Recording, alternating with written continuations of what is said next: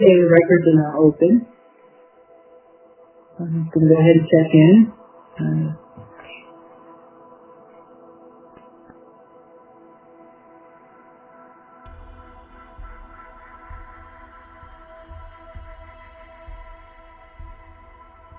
Okay,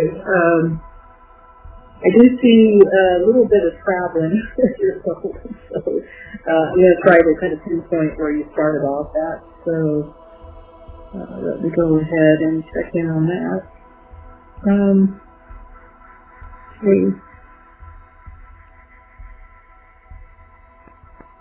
Okay, your records are saying pretty much predominantly Nordic lineage with you. You've been to a few star systems. So I've been trying to pinpoint where you started off from, and then we'll go from there. You have a very bright aura about you. It's extremely bright. So it seems more in line with the Pleiades. So I'm thinking that's probably where you started off at. I don't see a Lyra connection with you at all. I'm seeing strictly actually your lineage looks very similar to someone else I did a reading for a little while ago, and he's also part of our ME scan group. So and there's a bit of similarities there between both of you, even though he's quite a bit younger than you. But I'm seeing Pleiades as a starting off point. And I'm seeing... Can I ask a question? Okay, absolutely, you're seeing me starting off as a Pleiadian, which was Nordic lineage, and so would Nordic be Pleiadian? Yeah, some of the Pleiadians would be considered Nordic for sure, especially the ones in the Taygeta star system. So I'm seeing Taygeta as far as your star of origin. So Can you spell that? What's that? Can you spell that? Yeah, Taygeta is Taygeta. Okay. Yep. And what I'm seeing in that lifetime is so you're not like, I would say, ancient in the sense of Lyran ancient, because I have some souls that hailed all the way from Lyra. So you actually first incarnated into physicality in the Pleiades system after the Pleiades was already pretty much established. So so that's what I'm seeing with you. The Taygetans were mostly your more Nordic races of Pleiadians. The Pleiadians were actually quite varied. Each of the different stars in the Pleiades, cluster had, there was quite a few different. They all had their own planets. I mean, you're a scientist, so you know this. So, and they all have their own, I think, variations of human races, So a lot of people think the Pleiadians were these tall, blonde Nordics. Yeah, some of them were like that, but there was actually quite a few that looked quite Native American. There was quite a few that had, I would say a variation of skin tones and hair colors. They were pretty much predominantly human-like. So, I mean, probably they're better looking than Earth humans. Taller, better looking, but, and I've actually seen Pleiadians, so I know what they're like, and they're pretty magnificent. I mean, they're just beautiful, beautiful beings. Especially the ones that are from Taygeta and from Alcyon. Alcyon and Taygeta were the two star systems in the Pleiades cluster that was pretty much the seat of Pleiadian civilization and government. So a lot of your Pleiadian high councils are located there, and so it was kind of like you had a state like Texas, and but pretty much all the representatives from the state pretty much lived in Austin. Well, that's how Taygeta and Alpha was. So it was pretty much kind of the seat of, and also pretty much where the Pleiadian civilization had its strongest point. A lot of your star explorers, and space explorers were located in those two star systems. So that tells me a little bit about your soul energy, because you did a lot of exploring. So, I'll go ahead and kind of go into some of that. So in that initial life, I'm seeing that you look pretty much like what we would think of as a typical Pleiadian. You were tall. You had, the long light-colored hair, and I would say probably blonde. You were a female, but you were a very strong female. You were part of a scientific group that was doing space exploration to seek out, or just to seek out, different star systems and what was going on, and to do maybe some analysis of these different systems.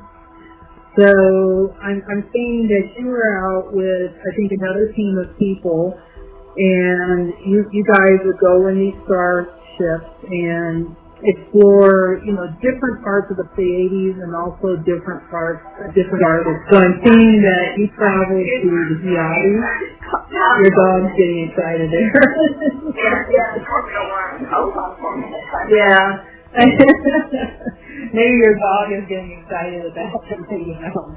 But, sorry, I tend to laugh a lot during the readings because I just feel like I just get excited when I see all this great information. So I hope your dog's okay now. Anyway, I am seeing quite a bit of space exploration. So you went to the Hyades, which is another star cluster in the Taurus constellation. And I'm also seeing trips to Aldebaran, and Aldebaran, and then Apollonia was another one. Apollonia is a small star in the Taurus constellation. We do get some starseeds from there. They have a very different culture than from the Pleiadians. Very, very light-filled, but just, a different focus. And you were exploring, I think, some parts of there was Altair, and, there was all kinds of different places you guys went to. It was really interesting. So what you were doing is that you were collecting biological samples and analyzing those samples. And why you were doing this, I think it was just to kind of gather information, and because this was where pretty much the Pleiadian civilization was established, but you were at that point in your civilization where you were established within the Pleiades, but you didn't really know a whole lot of what was going on outside of the Pleiades. So it was just kind of a space exploration project. Kind of like where we are now, maybe? Yeah, absolutely. Absolutely. So you've done this before. Yes. It's exactly where we're at right now here on Earth. So I'm seeing that now your lineage does date back to, at least your genetic lineage is a mix of a group called, there was the Lyrans, who most of the Pleiadians were Lyran descendants. But then there was another group called the Gauls, and they were actually from a different universe. And I think they had an influence on Pleiadian culture as well. As a matter of fact, they had, an influence on several, and they were very ancient. I mean, these were ancient people. The Pleiadians, as you know, were very highly technologically advanced. So, however, their focus was always to stay spiritually, spiritually grounded.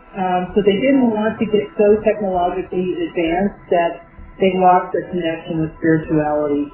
Kind of what we're seeing here on Earth right now. So they always try to keep a good balance between their spiritual walk and their path and the technology they were using.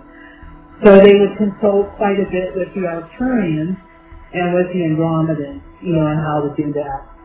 I do see that you've taken trips to Arcturus, and you've, I think, done some work with those beings as well, and you probably have even gone as far as Andromeda. Andromeda's pretty far. It's probably one of the, as far as light years, it's probably one of the, especially if you're going to the Andromeda galaxy, that's a whole other galaxy. So so you did quite a bit of traveling throughout your first few Pleiadian lives, and after a certain point, you became a member of the Galactic Federation, and you decided to, I think at that point you were becoming a little higher up in the hierarchy of, you were like becoming like an officer of the Federation, and you were being moved up constantly as far as your position. So you weren't just a scientist anymore. You were becoming like the head of the science department. So you were kind of just, but you were always involved with technology and science. That was, I think that was probably why you got into doing that work here on Earth, because it was familiar, it was specialty. So, now I do see incarnations in other systems, and I'm seeing, actually an incarnation in the Hyades, which is another star cluster in the Taurus constellation. And there Taurus, yeah. So, in the Hyades, you learned more about leadership. They were very much focused on organization and leadership. So that was their focus. And these were beings that initially, I think, were a mix of Lyran and Veda. They were a mix of Lyra and Veda refugees that ended up there, kind of similar to the Pleiadians. And then from there, I'm seeing an incarnation actually in Arcturus. Yeah, you were there for a while. As an Arcturian. That was just one lifetime, and it was a little too esoteric for you. I think you really kind of enjoyed more kind of the individuality and joyfulness that you had as more of a Pleiadian. So I just see the one incarnation in Arcturus, and you were learning very high-level spiritual concepts there, but I don't think you enjoyed the culture as much. It's kind of Arcturians are very process-oriented, and I think that was a little too confining. They're also very group consciousness, so they tend to be, they like to stay the same. They don't like a whole lot of variety in their expression of their culture. So it was a little too confining for you. So you decided to, from there, I think you were asked to help with the Earth Ascension project, and you agreed to it because it was just, another adventure for you. And then from there, I see that they asked you to go directly to Earth, and you said hell no. You were like, not just no, but hell no. I need some acclamation first. So you made this contract, and I think when you were negotiating your contract to come to Earth, you were just like, I need to go somewhere else that's a little more high vibrational than Earth, kind of get acclimated to it, but, So I did see that you decided you chose Alpha Centauri. Alpha Centauri and Taygeta are two of the star systems that are closest to our solar system. So Taygeta is in the constellation of Thetis. You did not choose that one, I think, for various reasons. You chose Alpha Centauri because I think the genetics there were more in line with the genetics we have. So, yeah, so Alpha Centauri is a star in the constellation of Centaurus or Centauri. Centaurus. Yeah, so it's a centaur, not Sagittarius, but it's a centaur. And I think what they did was more in line with what you were doing in the Pleiades. They were also very highly technologically advanced. These were people that, technology was, just second nature to them. They weren't quite as spiritually advanced as the Pleiadians and the Arcturians, but especially not.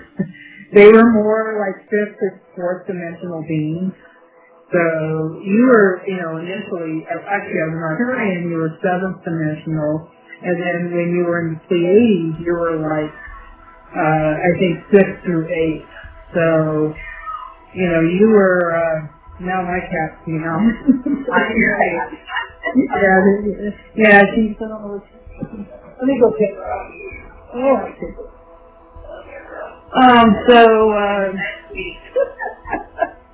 So I think the animals are kind of agreeing with us, or I don't know, maybe they're, so you've traveled quite a bit, and you've had incarnations in some very interesting star systems. A lot of us don't, it's kind of hard to say, like, oh yes, I'm totally Pleiadian, or I'm totally Arcturian, because we're such old souls that we've traveled and we've experienced different star systems. That's really the reality. Now, we may have an origin point, like I would say your soul essence seems mostly to me Pleiadian Alpha Centauri. Okay, but you've also been to the Hyades, you've been to Arcturus, so you have a little bit of that analytical aspect to your personality as well. That originated from those lives that you had on those star systems.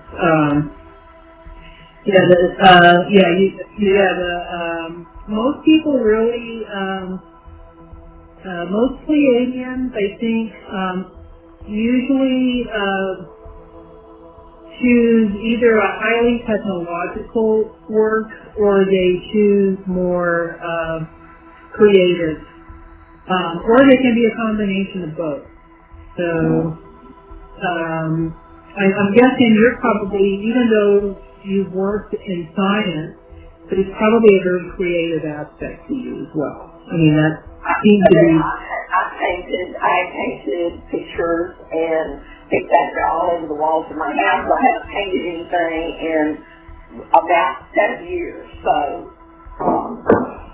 maybe it'll come back, maybe it won't. But I do have some creativity. No, I agree. And I see that more and more with Pleiadians, that they're just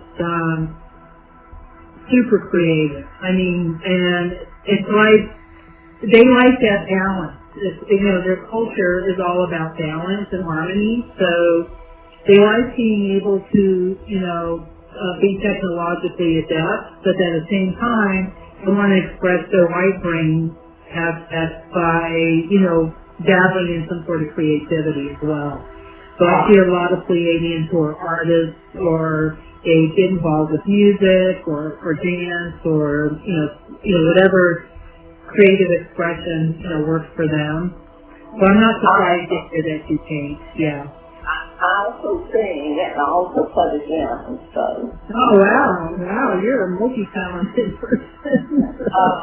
But I'm 73 and I don't play the piano that much anymore, but I still sing in a group, and I have been trying to determine whether I want to continue or not, because I'm starting to get creaky and I don't want to have, but I don't sing alone. So creaky with a group is okay, creaky alone is not good.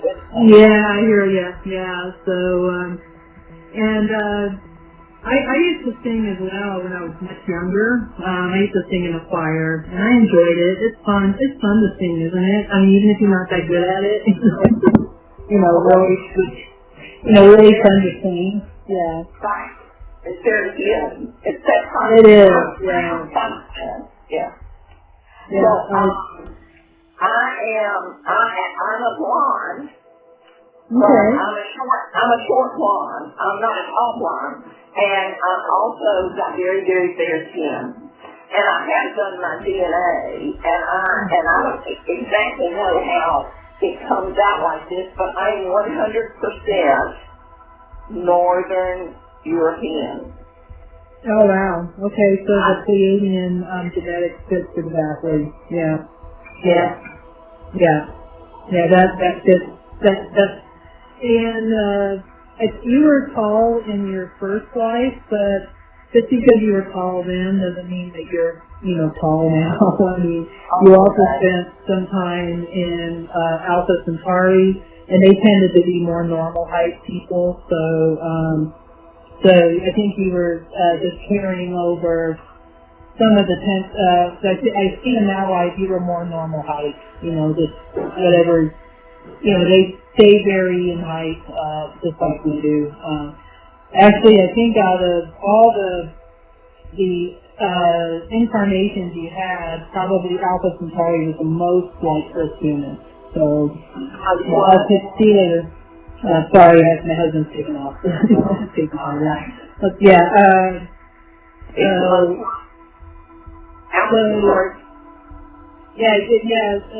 Alpha Centaurians are the most like Earth humans. As far as their body structures and things like that. And that's because they're fourth dimensional, mostly fourth dimensional. There's a few probably that are fifth.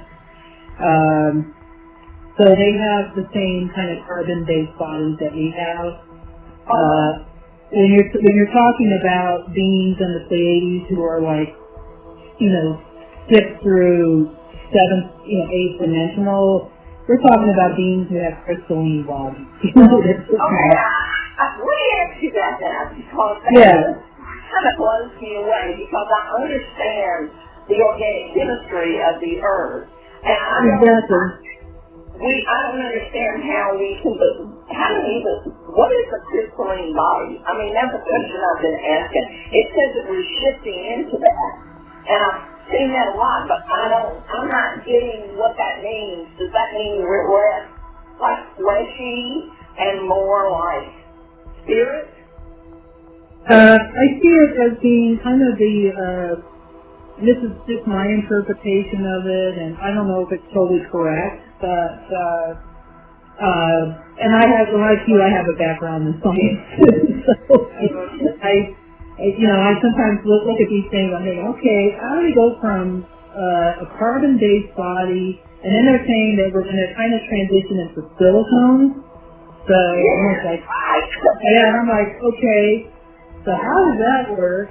And I mean, I have a silicone piece in my chest because I just had breast cancer last year, and I had breast reconstruction, but it doesn't really match the rest of my body. You know what I'm saying? So yeah, so I'm also trying to figure out, how is this transition supposed to work? And the only thing I can figure out is that Earth, the vibrational aspects of Earth are going to have to shift dramatically to support that kind of body type. You know what I'm saying? So, and I don't think it's going to happen like overnight, like some people are hoping. You know what I'm saying? I think it's going to be very gradual, and I think. Billions of years, maybe. Yeah, maybe. I hope not quite that long, but yeah, it's going to be gradual, and then probably the older ones of us that are light workers are probably going to be dying off, with our current body type, and the ones that are coming after us will be slightly altered, kind of like evolution, but so that's how. I think the kids that are coming in now, especially the ones that are being born now, have slightly different DNA and genetics than their parents. They have more abilities, it seems like. So, and then some of them are coming in with slightly altered genetics. You know what I'm saying? So I think it has to happen over a process of time. Of course, this is third-dimensional Earth. Earth is shifting now into fourth dimension. So I think there'll be some more evolutionary changes there. But I don't see it happening like, some people are saying, oh yeah, this is all going to happen by 2018. I'm like thinking, there's no way. Yeah, I mean, there's no freaking way. I mean, I'm just kind of, trying to wrap my mind around it, and I'm just like, I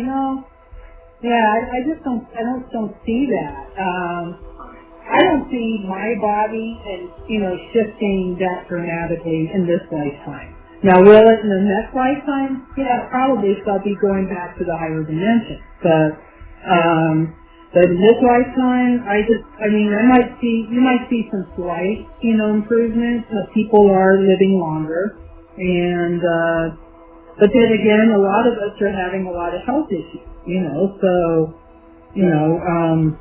Well, there's so much, this is so free will, and there's so much negativity, and we have to process that stuff.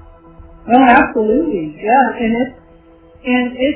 we get bombarded with negativity. It's not just, we get little doses of it, we get bombarded with it. And so our physical bodies that are trying to shift to fourth dimension is trying to process all this negativity at the same time. So it's just, it's just kind of crazy. I don't know. And I think that's why you see a lot of starseeds that are having, struggling with health issues, and a lot of us that were born, us first-wave-volunteers like you and me and, some of us older starseeds, you're very, very early. You're early in the wave of volunteers. I mean, you're just like, you must have slipped in, you slipped in before the rest of us did.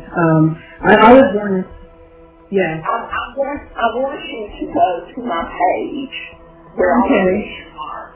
And I want you to look at the picture of me with my father. It's like on, and then look in the background at the individual that's back there in the background. Okay, this is on your Facebook page. I'm going to go there right now. Okay. Let me see if I can find you. Okay. Here you are. Now, I'm not Southall, I'm just Janet Cannell on there. I do have a Southall page, but it's the book that I wrote. Yeah, gotcha. Okay. So this is just in your general photos? Yes, in our general photos, you'll see a man and a little baby in a little pink outfit that has a... Oh, yeah, I'm there right now. Yep. Okay. Look at that baby's forehead.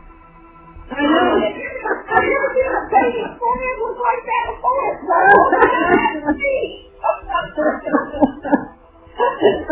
You know, like I'm so different from everybody around me, but look in the background. Do you see that being in the background?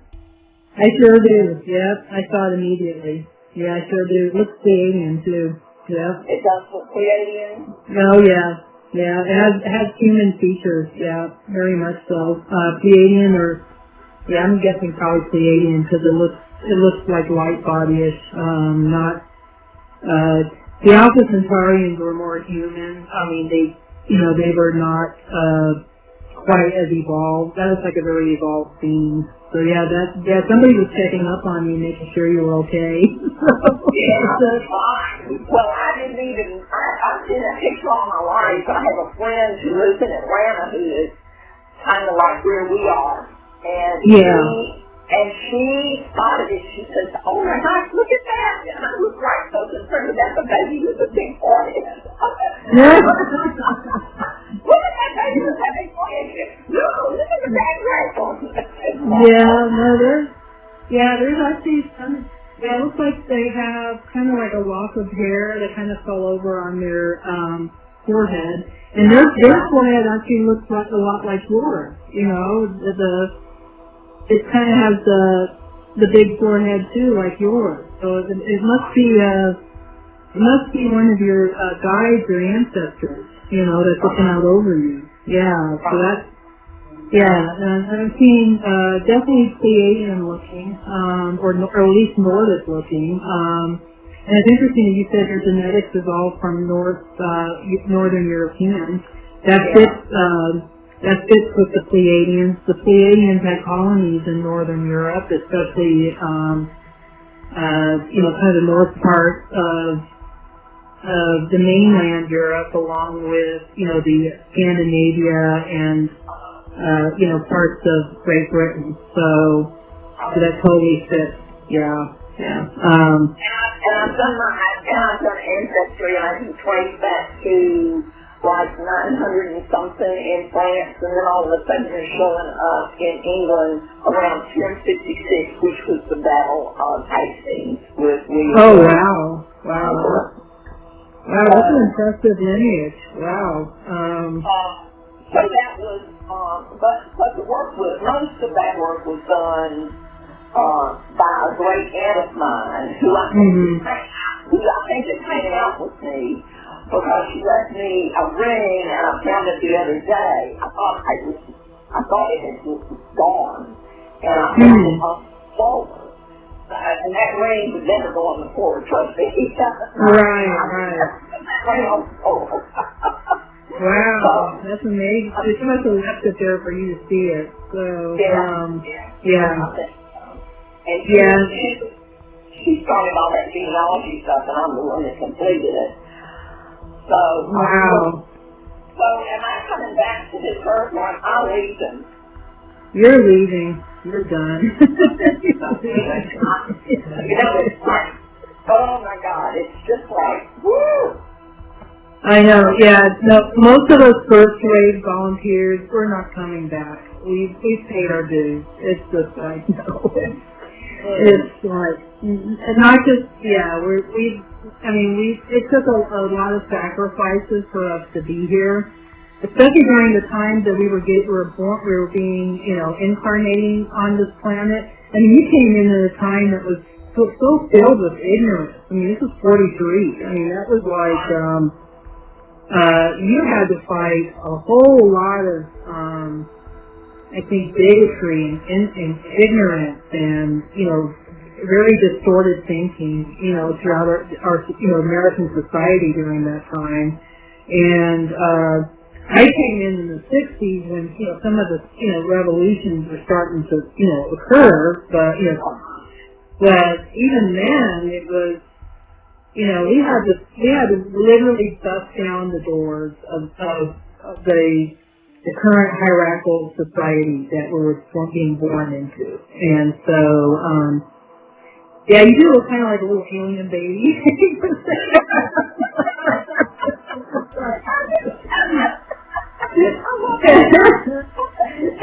I love that picture, though. And actually, your father even looks like, he has a very unique features as well. It's interesting. Yeah, he does. He looks, he actually has very similar features to my husband, who is, his lineage is, Anglo, Scottish, and Dutch, so also Northern European. Yeah. He's the Southall, and I don't know much about him, but there is Southall, England, and it's just outside of London. Oh, interesting. His father left. The line his father. I don't have that line. I have my mother's line. My father's father left early on. He didn't want to be found. That's one thing I discovered. When people leave, they don't want to be found. But my daddy knew about electricity. He taught electricity. And he could not wear a watch because he killed all of them that he tried to wear. Oh, wow. Okay, so he might have had some, interesting. He could have been a starseed as well. I don't know, or maybe even a walk-in of some sort. So, let me tell you about my mother. My father left in 1988. Okay. My mother stuck around until 2003. But about 3 or 4 months before she left, she told me, your dad came through last night. He said, he can't wait on me any longer, and she was out there in 3 months. Oh, wow. So, So I'm wondering where they were going back to. No, I hope you can join them. What's very interesting about my life has been super challenged. I do believe we have contracts before we come in here, and we live certain ways. And absolutely. And my ex-husband had huge issues, and I have a daughter that's mentally challenged, and I am living pretty much in abundance. Money is not an issue for me. I'm never worried about having food put on my table, and that sort of thing. But the rest of it has been like, whoa, baby.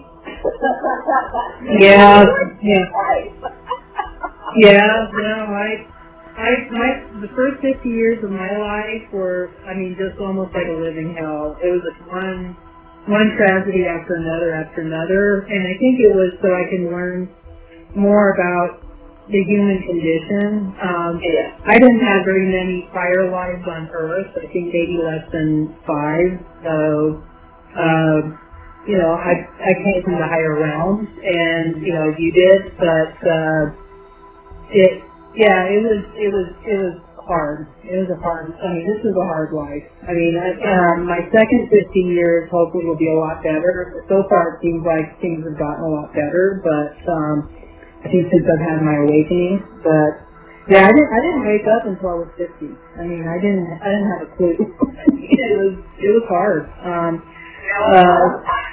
My awakening came I've always kind of been very interested in the metaphysical stuff, even as a biologist, and doing all the stuff that I've done as a biologist to understand the life on this planet. It was 2008 when my ex-husband left the planet, And I had already said knock my socks off. So I had my socks knocked off, like I'm this biology person, and I'm so like science oriented, and I'm having huge anxiety, panic issues, and I wound up at a museum about 55 miles from me, and she's sitting there telling me that person is still attached to me, and I'm like, what? You gotta be kidding. These 5,000 years were wide open, and so it's just been, I have to say, it's been a very interesting ride. And I think that I just had a spell down in a lot of things come together that really just kind of blew me out of the water and really, really hurt my feelings. And I pretty much decided I was ready to leave, and I just have been through some of the worst time in my life. So, but I'm coming out of that, and I decided I could stick around a little bit longer because I am a teacher, and I'm supposed to be teaching, I'm thinking, because I may be, it's like, what do you think here? Yeah, it is pretty dense. I tell you what, it's cool. I've got my Williams, heliocentric. I don't understand what he's doing, other than it's geometry for creation. Right. There's a lot of creation out there, and that's all I can say to understand. But he told me I was a bodhisattva. Oh, wow, okay. Yeah, no, I would say as early as you came in during this lifetime, I would say you're definitely part of the elite as far as starseed that has come in. So, and that's probably why, you chose such difficult lessons in this lifetime, was to be able to understand, what humans are going through, here on this planet, So, but yeah, I would say you were definitely, because you came in early, and a lot of times people that were born in the early 40s are not starseeds. You are definitely, without a question of a doubt, a starseed. So, so I'm thinking that the reason why you came early was because you were meant to be a teacher. You were meant to teach the rest of us. So yeah, absolutely. I would agree with Graham with that. So, a lot of times, my readings tend to, I think, correspond with what Graham finds in his chart.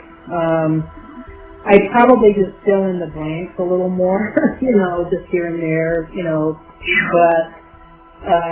but yeah, it usually tends to correspond, and I like how his charts, show all the different, galactic gifts that we have. That's pretty cool. I like that. But I have a very difficult time understanding you sometimes. But I have had no problem understanding you at all. Well, thank you. I appreciate that. I try to break it down, to where, because I like things explained very plainly. That's probably the Arcturian in me. So I just like things to be straightforward and plain. So I do that. And I also teach classes here in the Front Range area of Colorado. And, people have told me that, they've learned so much from me because I explain things just very clearly, very basic. Yeah. So, in advance, I'm teaching a class again on the 21st of this month. So, see how that goes. But yeah, it's been interesting. A lot of us older starseeds are more experienced souls. So that's why we were chosen to come in first, because we were the ones that had to deal with the most ignorance and the most, I think, antiquated systems, when we were coming in here, so it took the more experience. And so I agree with Graham that we're at least at density. So that's I think we were talking about beings that are sixth dimensional and beyond. Not even fifth dimensional. So yeah. So a lot of us come in with very specialized gifts. With you, I would say you're a scientist slash teacher. That's what you came in here to do. You came in here to understand the human condition, and human biology is definitely a part of that. So it's interesting. I also have a biological background. My degree is in it's in what they call environmental science, but a lot of that is biology. Yeah. So I have a very similar I think at least educational background that you have. So but we definitely had to come in with these specialized gifts to understand what it was we're dealing with. So yeah. I have a very good picture now, of what life is like, of what they need to know, and I feel like I'm posting ad nauseum the same things over and over again, but if you can't see it, you can't see it. Well, I think there's people, it's like the cognizant dissonance.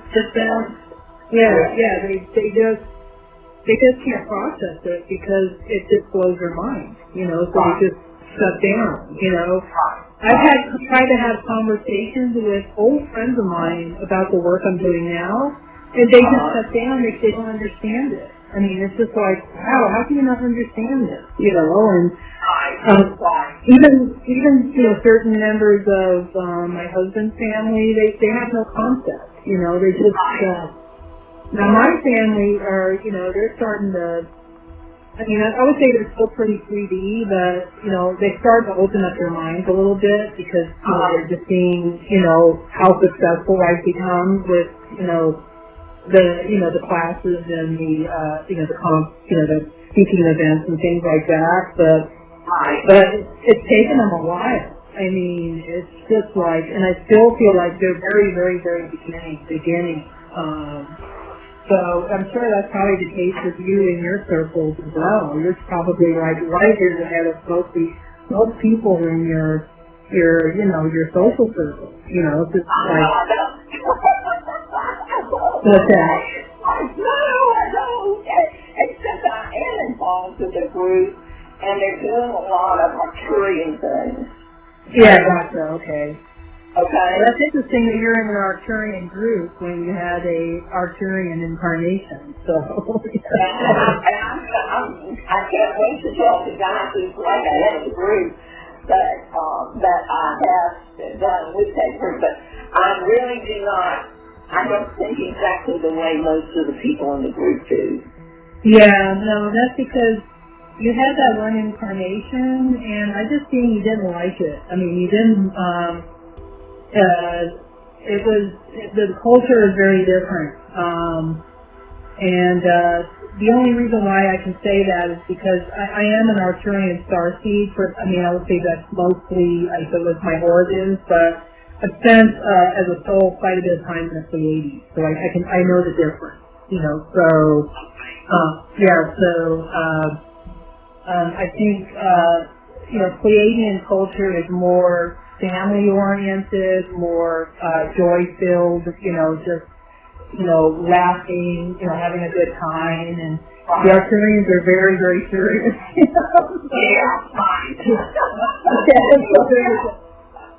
In fact, this guy, he thought I was usurping his authority, and he kind of made it known to me that he was in charge of this group. Yeah, I bet he did. Yeah, he was like... He was an straight that I'm in charge of this group. Okay, so you got it.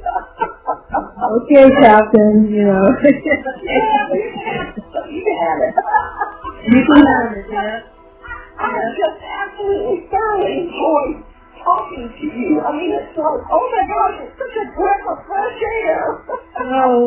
Well, thank you. I appreciate we still have a few more minutes left in our reading, so I want to make sure you get all your questions answered. So I don't know if you have any other questions for me. But okay, can you tell me anything about? I'm not fixing to leave yet, am I? Not for a while. No, you have too much life in you. You're going to be with us for a while. So, okay. I do see you stepping more into actually. And I don't know how you feel about this, but I do see you doing presentations and things, and I see you starting off maybe small, maybe to certain specialized groups, and then, kind of branching off into, and this is why I think you're so well at this. You're a credible expert, you know what I'm saying? You have a very strong science background. So, and I think that's the reason why I do well with the speaking events is because we're able to, I think, break things down to where they make sense. Where it's not just all woo-woo, airy-fairy, you know what I'm saying? So I do see you actually becoming a speaker and teaching people about, the higher level connections between, our biological selves and our spiritual selves, through, and that's how I think you're going to start teaching. So your work's only just beginning in a lot of ways. You've done a lot of work already, but this is like a new phase. Like a new phase of your work. So, but no, I don't see you leaving right away. I actually see that you'll probably live a nice long life. Well, hopefully things will settle down a little bit, but you're not the only person that's told me that they've seen you speaking to groups. Yeah, I do see you have such an engaging personality, and I think even more so than I do. I think I use a lot of humor, when I'm speaking, just to kind of engage the audience. But you have such an engaging personality; it's almost second nature for you. So yeah, I do see you speaking to groups, and I see you possibly even writing a book, and I think that in that way, this is how you can be of service to others, because there's a lot of people, especially in the older age groups, that are just barely starting to awaken, and they don't relate to these, techno-whiz kids, that are, so they need some of us older folks that have gone through the process, the awakening process, to kind of do the way showers for them, So, I do see using a representative in that way. I just see you doing great things. You've done great things. You're going to continue to do great things. So. Great! I'm excited. Yeah, me too. I can't wait to come to one of your speaking events. I'm going to be the first one there. This event, I'm going to, even if I fly to Alabama, I'm going to be there. So yeah.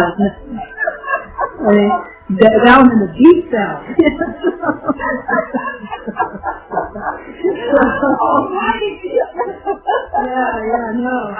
I will be there to support you because I think you have a lot of great information to share with the rest of us, and you've been such a valued member of the MECN group. I know everybody speaks highly of you. So. Oh well, thank you. I wanted. It's like I found a place.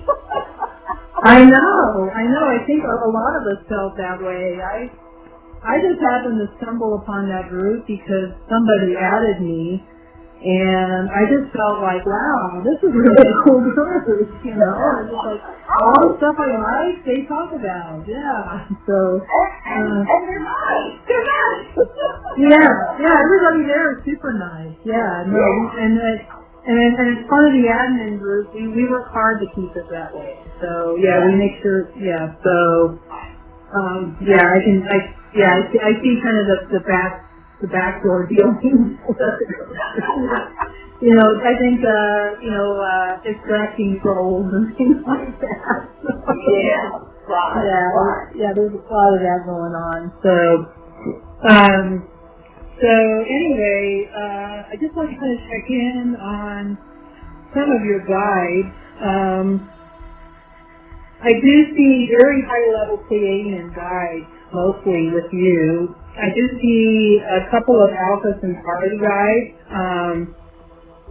That was probably I think the group that had the second most influence on you as a soul. And the Alpha Centaurians are actually a very interesting group of people. They're very concerned with social justice.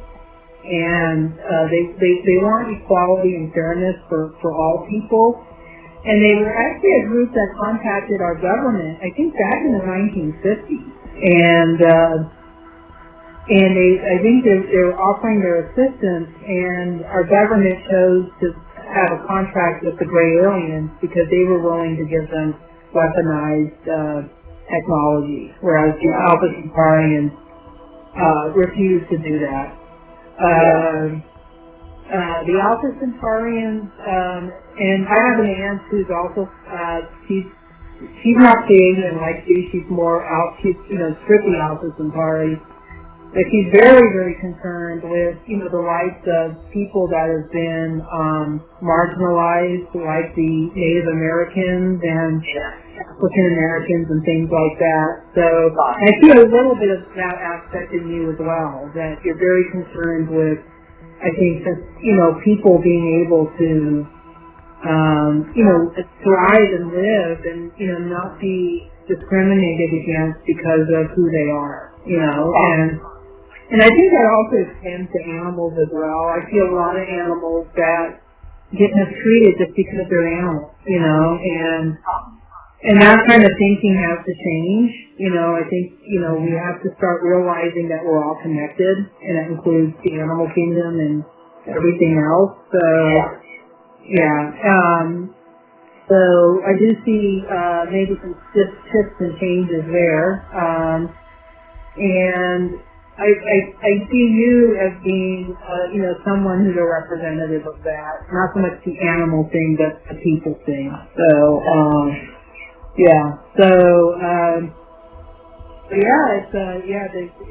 might want to do a little reading on the Alpha Centaurians as well as the Pleiadians. They're very interesting groups. Yeah, very interesting group of extraterrestrials. They tend to pretty much keep to themselves. The Pleiadians are more like emissaries. They tend to be, more outwardly focused. I don't know, I guess, if it wasn't for the Pleiadians doing all the work that they were doing, I don't think we would have gotten to where we're at, even as far behind as we are right now, but, we're still a lot better off now than we were even 10 years ago. So so there's a lot of things working behind the scenes, for that to occur, so. Well, we're kind of at the end of our time, so is there anything else that I can quickly answer for you before I close the record? No, I think that you've done an excellent job. Thank you very much. Oh, thank you. I honor your efforts with me today. Oh, I appreciate that. Thank you. I'm going to do a closing prayer and disconnect our energies. I'd like to thank the Masters, teachers, and loved ones for their love and compassion. I would like to thank the Lord for the Akashic records for their point of view. And I would like to thank the Holy Spirit of light for all knowledge and healing. The records are not closed, amen. The records are not closed, amen. The records are not closed, amen. Your energy goes with you. My energy stays with me. Janet, thank you so much. It was a great honor doing your reading for you today, and I hope this was a really great birthday present to discover a little bit more about who you truly are. And I wish you a lot of love and success on the rest of your journey here in this incarnation. Thank Thank you. I had a good thought. Me too. This is very special doing this on your birthday. So, yes, okay. Well, you have a great day. I'm going to go ahead and send you the recording. It'll probably be through like a Dropbox link. I'll just post it on Messenger. Okay. All right. Take care. All right. Okay. Have a great day. Bye. You too. Bye.